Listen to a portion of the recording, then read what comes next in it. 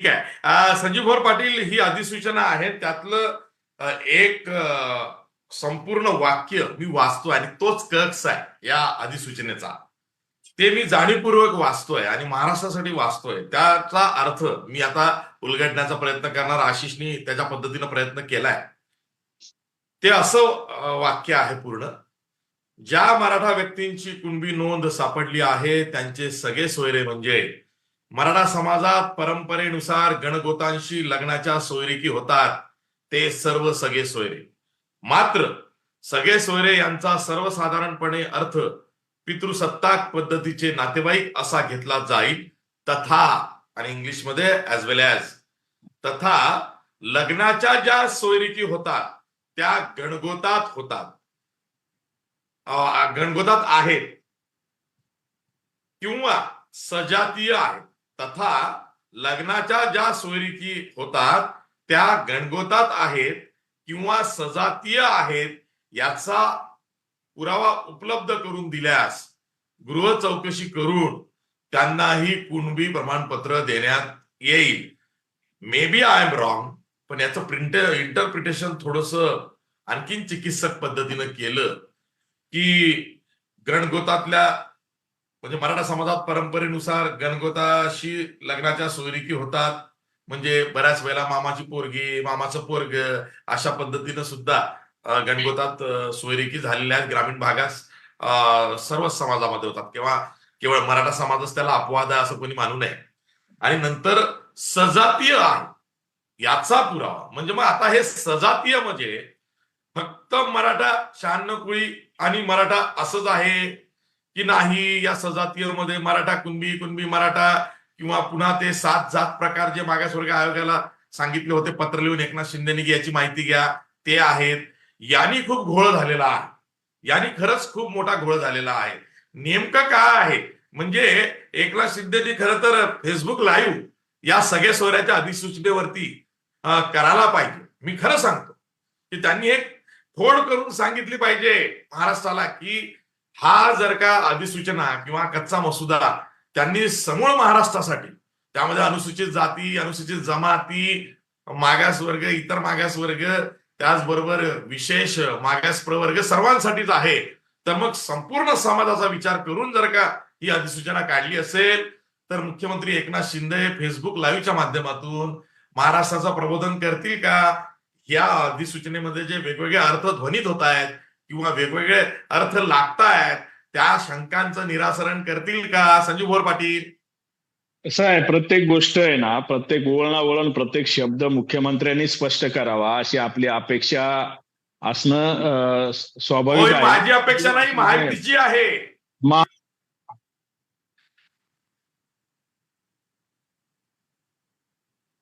आता आपण जे मुद्दे, तुम्ही जे मुद्दे इथं उपस्थित केले ते तर लाखे पाटलांनी राजकीय दृष्ट्या इथं विश्लेषण केलं, ते अभिप्रेत नाही. हा सामाजिक आणि संवेदनशील प्रश्न आहे. त्यांच्या काळात काय झालं ते त्यांना ते तिकडे जावं लागेल, पण आता मी तो वेळ खर्ची करणार नाही. मात्र पितृसत्ताक पद्धती, पितृसत्ताक बाजूने असा एक स्पष्ट उल्लेख यात आहे. त्याचं कारण आपल्या देशातील कायद्याने, आपल्या कायद्याने पितृसत्ताक पद्धतीचा स्वीकार केलेला आहे. लॉ ऑफ मॅरेज असेल, ऐकू द्या आता, मी बोलतो आता, तुमचं सगळ्यांचं ऐकून घेतलं. लॉ ऑफ मॅरेज असेल, लॉ ऑफ नॅशनॅलिटी असेल, लॉ ऑफ डोमिसाईल असेल, याचे व्यवस्थित अन्वयार्थ काढा. जे कोणी अभ्यासक असेल त्यांनी काढावे आणि मग सांगावं. म्हणून पितृसत्ताक पद्धती ही या आपल्या देशातील कायद्याने स्वीकारलेली आहे. जर स्वीकारलेली नाही असं कुणाचं मत असेल तर हा फार मोठा एक वेगळा विवादाचा विषय आहे. त्यामुळं मातृसत्ताक पद्धतीचे पुरावे घ्यावेत आणि तसं करायला पाहिजे होतं, मग सरसकट झालं असतं असं म्हणणं म्हणजे तुम्ही दुसऱ्या बाजूने सांगताय की कायद्यात टिकणार नाही असं मुख्यमंत्री एकनाथ शिंदे यांनी केलं पाहिजे होतं. म्हणजे उद्या परत आपण ओरड करायला मोकळे की कायद्यात टिकत नव्हतं तर तो निर्णय तुम्ही घेतला का? आशिष मगर, मनोज जरांगे पाटील 2 दिवस वकिलांची फौज घेऊन नवी मुंबईत बसलेले होते. हे त्यांनी अनेकदा सांगितलंय, सगळ्या महाराष्ट्राने पाहिलंय. आणि त्यांचा मागच्या 3-4 महिन्यापासून या शब्दावर, या सगळ्या याच्यावर सगळे सोयरे आणि या सगळ्यावर भर होता त्यांचं समाधान होतं, ते विजयी मिरवणूक काढतात, ते नुसतं नवी मुंबईत काढत नाही तर आंतरवालीपर्यंत पोहोचेपर्यंत ते विजयाचे सत्कार स्वीकारत जातात. मनोज जरांगे पाटलांना काही कळत नाही असं आपल्याला म्हणायचंय का? त्यामुळं त्यांनी विचार करून या निर्णयाला सहमती दिलेली आहे. दुसऱ्या बाजूने जे सगळे सोयरे, आपला जो मुद्दा होता, जे सगळे सोयरे पितृसत्ताक बाजूने येणार नाही त्यांचं काय, तर त्यासाठी जी दुसरी ओळ आहे गृह चौकशी, आधी ज्यांच्या नोंदी मिळालेल्या आहेत त्यांचे काही सेकंडरी पुरावे आणि दुसऱ्या बाजूने गृह चौकशी या माध्यमातून या मातृसत्ताक बाजूच्या मराठा बांधवांनाही कुणबी जातीचे दाखले मिळवता येतील अशा पद्धतीचं प्रोव्हिजन यात केलेलं आहे. हे प्रोव्हिजन करताना या मागे व्यापक दृष्टिकोन सरकारने ठेवलेला आहे. ओबीसीतील इतरही आमचे जात बांधव जे कोणी अशा पद्धतीनेच गृह चौकशीच्या माध्यमातून किंवा मातृसत्ताक बाजूने सगळ्या सोयऱ्यांच्या बाजूने जातीचे दाखले मागतील त्यांनाही याचा लाभ होणार आहे. अतिशय बॅलन्स असा निर्णय मुख्यमंत्री एकनाथजी शिंदे यांच्या नेतृत्वाखालील सरकारने घेतलाय आणि जे कोणी या प्रक्रियेतून बाहेर राहतील त्यांचाही विचार सरकार प्राधान्याने करतंय. क्युरेटिव्ह पिटिशन आणि व्यापक राज्य मागासवर्ग आयोगाच्या वतीने व्यापक सर्वेक्षण करून त्या घटकाला न्याय द्यायचा आहे. महाराष्ट्रातील सामाजिक स्वास्थ्य राखून सामाजिक शांततेला प्राधान्य देत घेतलेला हा अभूतपूर्व निर्णय आहे. मुख्यमंत्री एकनाथजी शिंदे यांच्या नेतृत्वाखालील सरकारने घेतलेला हा अभूतपूर्व निर्णय आहे. यापेक्षा वेगळं टोकाचं काही करावं आणि या महाराष्ट्रात यादवी माजावी अशी जर विरोधी पक्षाची किंवा आणखी कोणाची अपेक्षा असेल तर मुख्यमंत्री एकनाथजी शिंदे यांनी वेळोवेळी आपली कटिबद्धता व्यक्त केलेली आहे की मी मराठा बांधवांनाही न्याय देण्यासाठी कटिबद्ध आहे. त्याप्रमाणेच मराठेतर आमचे ओबीसी बांधव असतील, इतर जे जात घटक असतील त्यांच्यावरही कुठलाही अन्याय होणार नाही अशा पद्धतीची बॅलन्स भूमिका या ठिकाणी सरकारने घेतलेली आहे. मला वाटतं अतिशय स्वागतार्ह असं हे पाऊल आहे.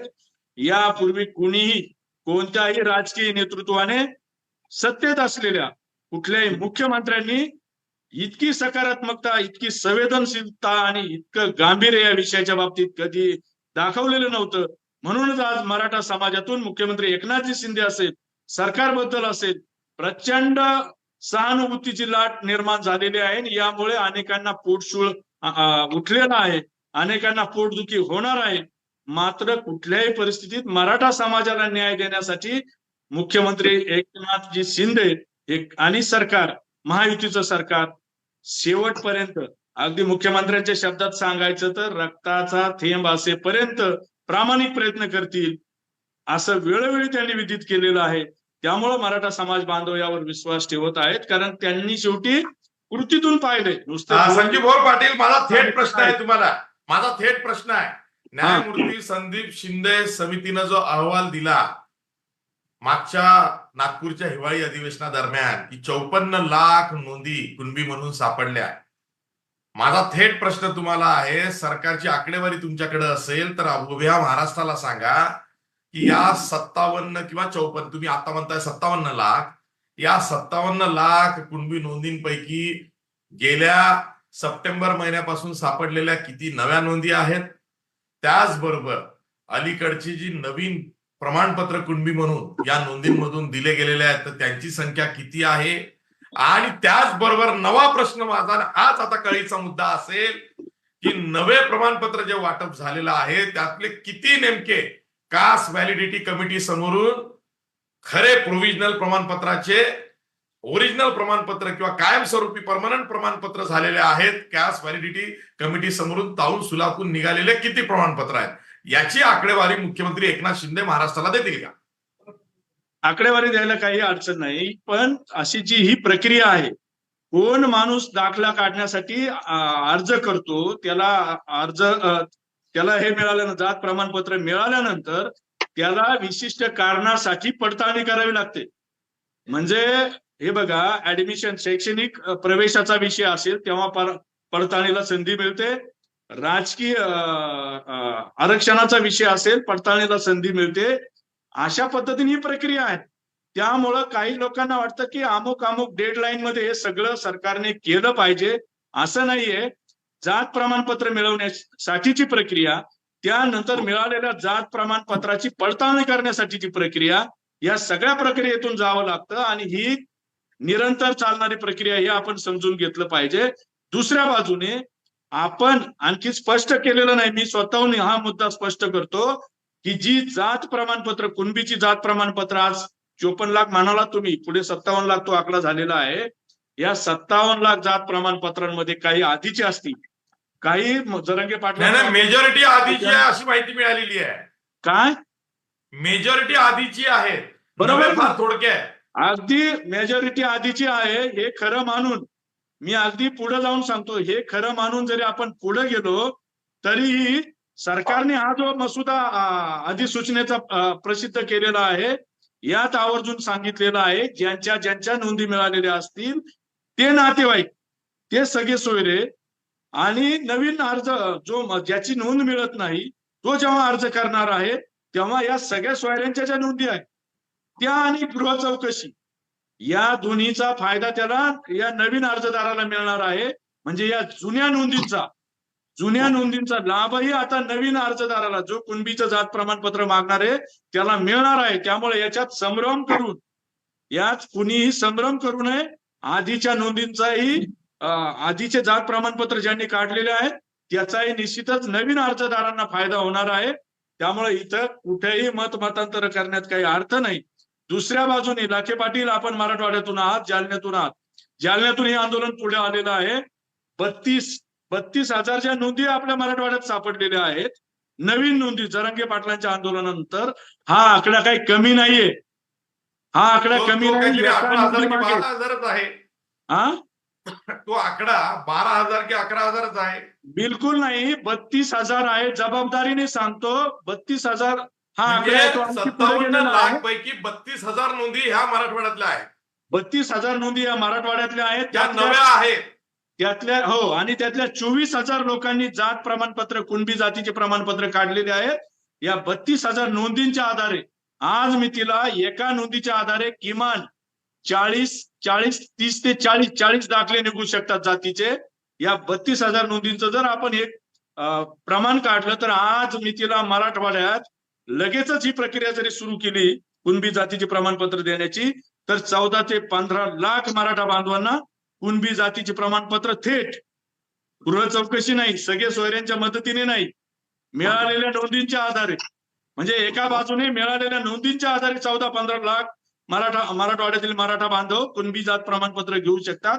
आणि दुसऱ्या बाजूने सगळे सोयरे, पितृसत्ताक बाजू असेल, गृह चौकशी असेल, या माध्यमातून इतर मराठा बांधवांना त्याचा लाभ मिळणार आहे.